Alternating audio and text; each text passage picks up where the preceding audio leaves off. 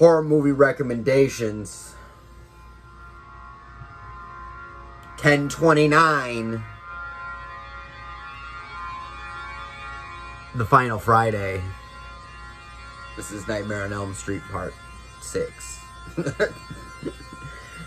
Anyways, if you have HBO Max, you need to watch The Poltergeist.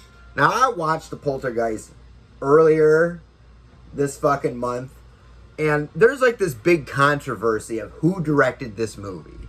Was it Steven Spielberg or was it Toby Hooper?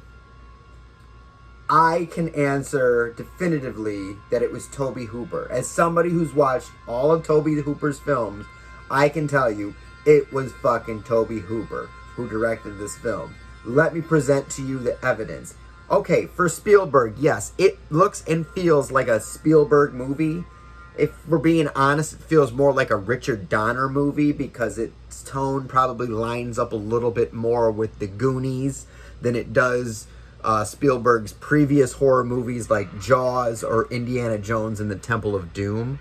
But I can get where people will miss the distinction between Richard Donner and Steven Spielberg because it is a very similar type of feel.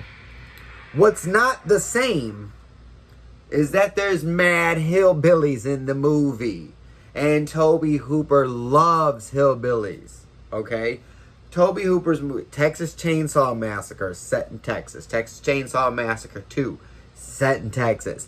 Eaten Alive, set in Louisiana, about a guy who owns a shady hotel who feeds people to a crocodile. Not an alligator. A crocodile. He got a crocodile from Africa, and he feeds people to the crocodile that lives in the basement of the thing. Right? That's in the South. Life Force. Now, Life Force is not from the South. Okay? But, the main character, the hero, has a Southern accent. Even though the movie takes place majority in England with naked vampires from space, okay? It's got a hillbilly in it who's like the hero. He's like, watch out for them naked vampires, right? And I'm like, that's Toby Hooper. He knows how to put Southern folk on the map. And what does he do in Poltergeist? It's set in the South, Arizona, something like that. And who comes in to save the day? Motherfucking Zelda Rubinstein. That's her first fucking movie. Okay? Now you mean to tell me that Steven Spielberg went to the fucking holler and found fucking Zelda fucking Rubinstein? No. Toby Hooper has known that woman for years. That's his auntie. That's his meemaw. That's his sister-in-law. He's grown up around Zelda Rubinsteins, and he knew the only way that you're gonna get rid of demons is you need to get a Zelda Rubinstein-like fucking character, and he knew the fucking Waffle House that she was sitting at because he eats there fucking regularly. So, proof that Toby Hooper directed Poltergeist is the fucking presence of Zelda fucking Rubinstein. This house is clean. All right.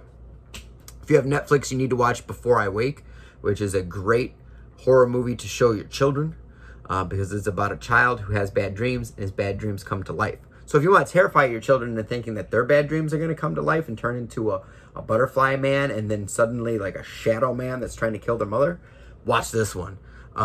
If you have Toby, you got to watch a Kevin Costner movie. Yes. Kevin Costner was in a horror movie. It's called The New Daughter.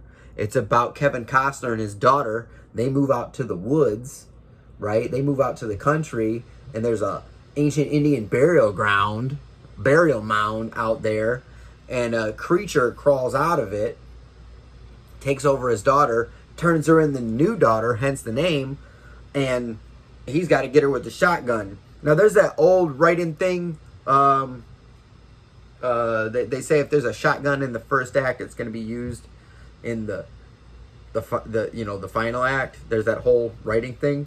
In The New Daughter, that actually happens because like Kevin Costner and his daughter are moving in the house, and the daughter's like, "Oh, I want to play the piano." So she sits down, because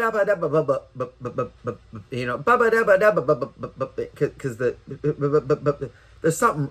Why isn't this why isn't this key working? And they open it up and there's a shotgun named Marcus in the back, and they're like, what? Oh, that's weird. There's a shotgun there. And I'm sitting there watching the movie like, this shotgun's gonna rear its ugly head again.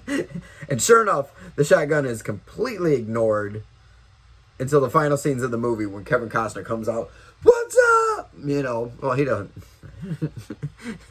He doesn't really do that. But anyways, number one movie you need to watch tonight is Velocipaster. If you want to know my full in-depth thoughts about the Velocipaster, check the article on the site I wrote when it first came out about how it's perhaps the best 90s rom-com of all time. Because, yes, it's a cheap horror movie about a priest who gets scratched by a dinosaur when the full moon comes out. He turns into a dinosaur, and with the help of his girlfriend, the hooker doctor lawyer, they fight fucking crime and ninjas. And the ninjas are trying to infiltrate the country with heroin to get people addicted on heroin so they can then take away the heroin. So then the people have to go into 12-step programs, which means they have to get into the church. Yeah. But all that's going on. But while that's going on, like, it's like a rom-com. Like, the Velocipaster is there. He's trying to find his faith. He's dealing with the girl. She's hooker doctor lawyer, right? They kind of meet cute in the park when he decapitates some dudes that are trying to attack her or whatever. There's like punk rock montages of them like skipping through the fucking park and like kissing, eating gelato, and like, you know, they have like a little breakup and they kind of like get back together, and like he goes and fights her ex. It's basically a Matthew McConaughey, Kate Hudson movie, Renee Zellweger movie. Who's the woman he's always with? Is it Zellweger or is it Hudson? Matthew McConaughey's. Who's the little blonde lady he's always with? Reese with? No. Anyways, there's that one blonde. What? Yes. No, you remember the movie when they were diving in the ocean? When they were diving in the ocean looking for the treasure? Kate Hudson's. Oh, yeah. Yeah, Kate Hudson's. They was in Texas Chainsaw Massacre 3 together. No, wait, that was... Anyways. Doesn't matter. I don't know. I just know the one McConaughey's jumping in the water looking for the doubloons with the girl. And then she's also in Failure to Launch. Anyways. I know too much about Matthew McConaughey movies, apparently. As far as what I'm watching tonight, this is the final doubleheader of the week. So I'm going to be watching Jennifer's Body. Which, yeah, I mean, it's Jennifer's Body. And everybody's like, oh, that movie's so incredible. 10 years later, no, the movie sucked, right?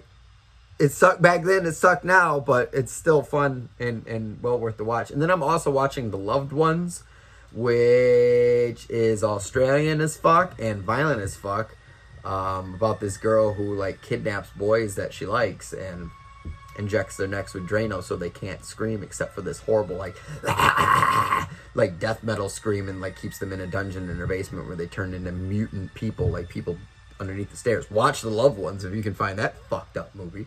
But for you, if you have HBO Max, you watch Toby Hooper's Poltergeist Evidence, Zelda Rubinstein. If you have Netflix, you watch Before I Wake, about the little boy who has dreams about butterfly people, but then it turns into like a shadow man that tries to kill his mom. Show your kids this one. If you have Toby, you want to watch Kevin Costner with his shotgun, The New Daughter, about his daughter who gets possessed by a demon and turns into a new daughter. The number one movie you need to watch tonight, Velocipaster, about the priest who gets scratched and he turns into a velociraptor when the full moon comes out, and he fights people with his girlfriend who's a hooker doctor lawyer. Yeah, come back tomorrow. Devil's Night. Yeah. We got some more recommendations, and then Halloween. And then after Halloween, we're going to extend this 2 days into November, where we're going to celebrate Dia de los Muertos and give some suggestions for some Mexican horror movies. So, as always, check out the site. There's great stuff there. And come back tomorrow for more recommendations. See ya.